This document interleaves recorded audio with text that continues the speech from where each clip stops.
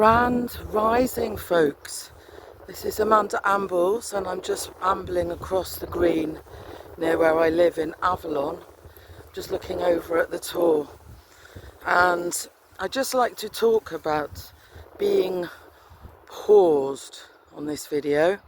So as some of you may or may not know, the World Heritage Status Exploration is now on pause, which, yes, it's good. It is good for Avalon and it gives us a bit of a breather. But it's very strange the way that the media is reporting about it. So one of the main things that they have cited, the reason why it was paused, was because of antisocial behaviour. Now, I want to just think about that word, antisocial behaviour. It's quite a weighted expression, isn't it? Now, antisocial behaviour is quite an accusation. Perhaps this antisocial behaviour, as they term it, came out of a complete and utter frustration that the consultants were not responding to our emails, that the consultation days were not really consultation days, they were more like marketing exercises. And then on top of that, they basically banned us from participating in the working party group. It's called a steering group for a reason. So, you know, perhaps people were at their wits' end and felt very frustrated that they were not being listened to. I'd been constantly harassed for starting the petition by a certain person who's on YouTube, who is a character on YouTube.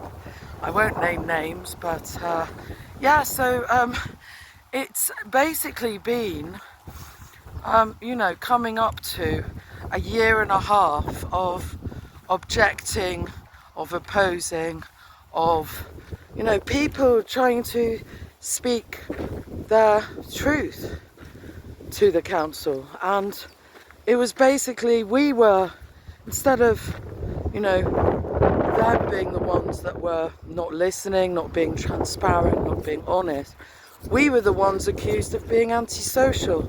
I think that's a little bit rich. It's a little bit unfair, isn't it? So, what happened was, I discovered that if there were councillors on the council who could object to what was going on, could actually put forward an amendment or a motion, and if it was voted for, then it could be stopped or paused. So I spoke to one of the councillors and I said, please, you've got the power to do this, to make a difference. And this particular person said, okay, yeah, let's go for it. And she has been an absolute star. And I've got to say, you know, we're very thankful to her input here in Avalon. And I just received an email yesterday about the Forest of Dean now having to face UNESCO, and exactly what we've been through the last year and a half. So I will help them as much as I can and give them advice. And, you know, with hindsight, what I might have done differently and what we might have done differently here in Avalon, and give them some kind of input and insight and support and guidance. So, you know, it's very relevant to the situation on a global level, on a global scale, not just what's happened here in Avalon. And just because it's on pause does not mean that it could be resurrected at a further date. So, yeah, I just wanted to make a quick video, and I've been quite ill the last few weeks. We've had a group called the People of Glastonbury Forum, and monthly they have meetings with people talking on the stage. So that's a good development here in Avalon. So hopefully issues that come up at grassroots level will be dealt with them.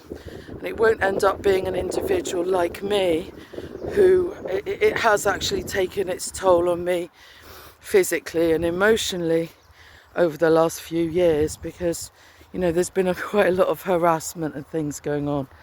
But anyhow, it's on pause. So as I said before, it's a cause of celebration, but also we need to be vigilant and we need to support other communities that are facing a similar thing. And we have to watch our own council and see what they are going to propose next, which may be an area of outstanding natural beauty. So we need to watch that and we need to keep a close eye. Thank you so much for watching. Bye for now.